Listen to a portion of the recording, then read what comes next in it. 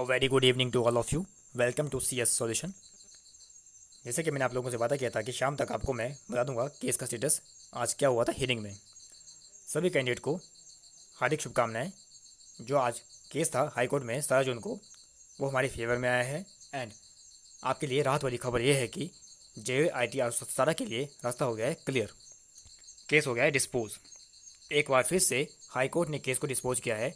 जिस तरीके से सेम 31 दिसंबर 2021 को आपका आया था स्टेटस डिस्पोज हो गया था केस आपका, सेम उसी तरीके से आज दोबारा से केस हो गया डिस्पोज। ये देखिए 17 जून को आज हियरिंग थी। Date of decision and disposal type and case status dispose. Disposal type dispose of, case को ख़त्म कर दिया गया है।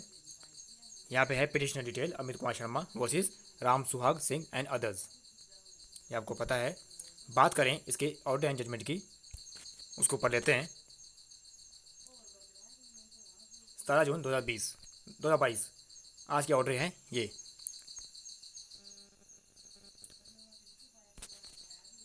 देखते हैं इस जजमेंट में क्या लिखा गया है।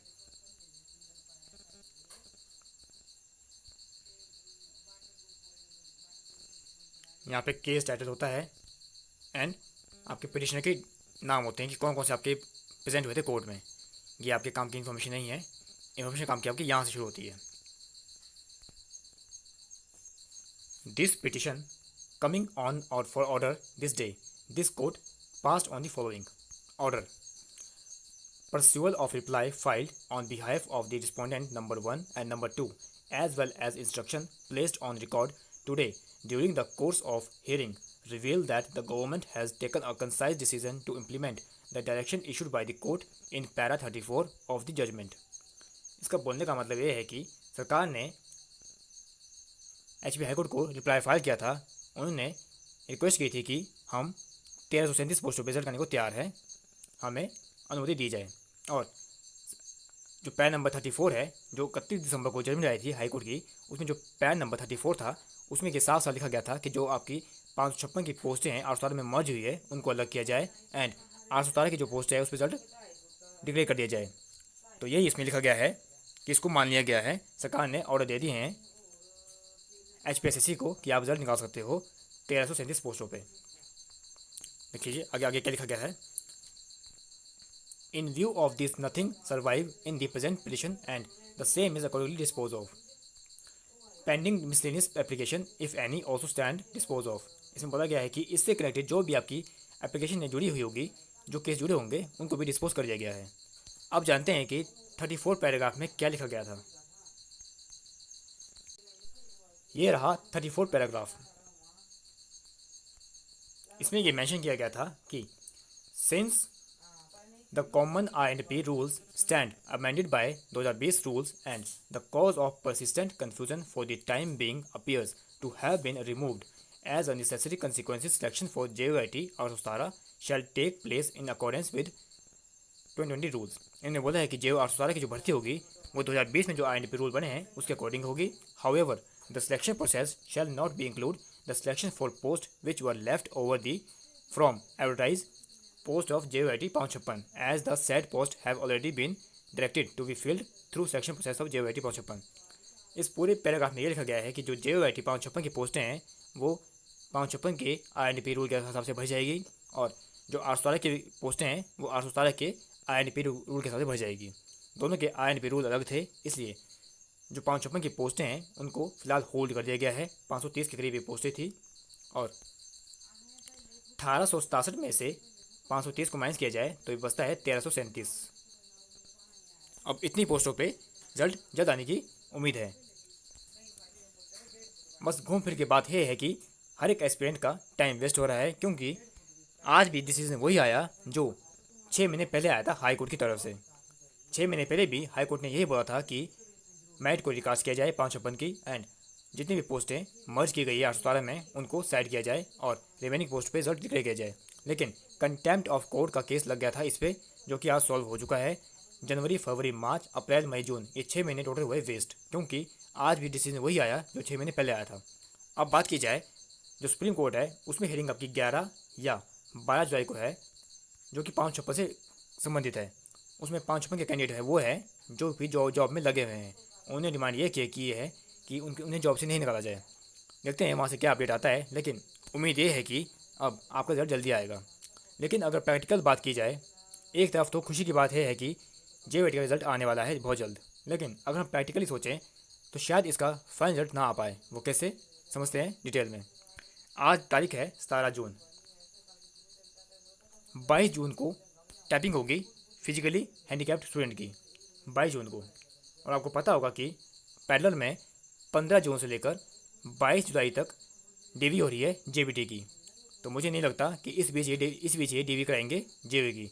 अगर हम सोचें कि 24 जुलाई से अगर इन्होंने JEIT आर की DV स्टार्ट की, तो आप काउंट कर सकते हो कि 1337 इंटू 3, कम से कम 4000 स्टूडेंट की DV होनी है।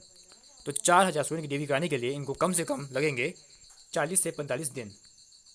तो ऐसे करते करते ये तो सितंबर तक पहुंच जाएंगे DV करते करते। और आपको पता है कि DV के बाद उन डॉक्यूमेंट को चेक भी किया जाता है, वेरीफाई कराया जाता है। तो सितंबर के बाद आपका करना है कोड ऑफ कंडक्ट।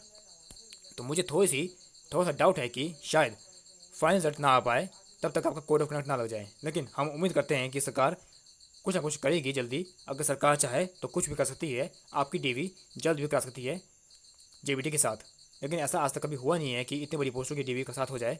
लेकिन हम उम्मीद करेंगे कि आपकी DV जल्द हो, रिजल्ट जल्दी आए। Wish you all the best to all of candidate JEIT आर17।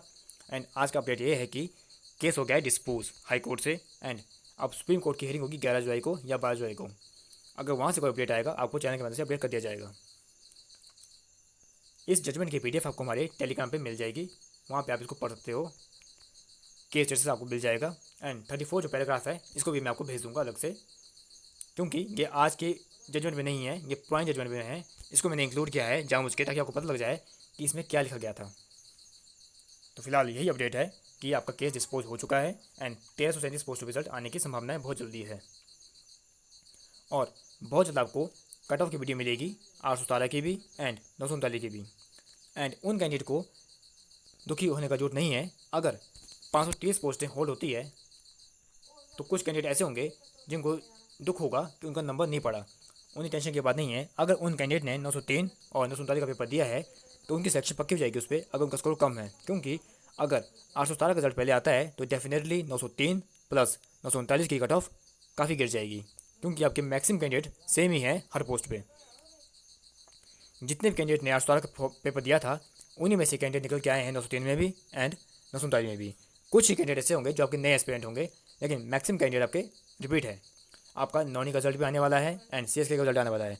आधे कैंडिडेट आपके वहाँ शिफ्ट हो जाएंगे। इसलिए फिलहाल 1337 पोस्ट पर जो रिजल्ट आ रहा है उसको आने दिया जाए, उसमें कोई भी पंगा कोई ना पाए। मेरी आपको यही सलाह रहेगी,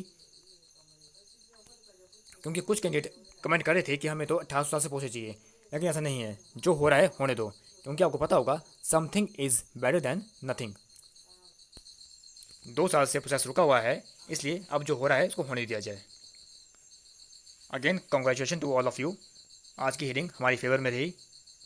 मिलते हैं अगली वीडियो में एक नए अपडेट के साथ, एक नई नॉलेज के साथ। Thank you, have a nice day and also subscribe the channel for all latest upcoming notification. अगर आप चैनल पर नए हैं तो आपको बता दिया जाए कि इस चैनल पर आपको मिलता है कंप्यूटर का the best content and qualitative content.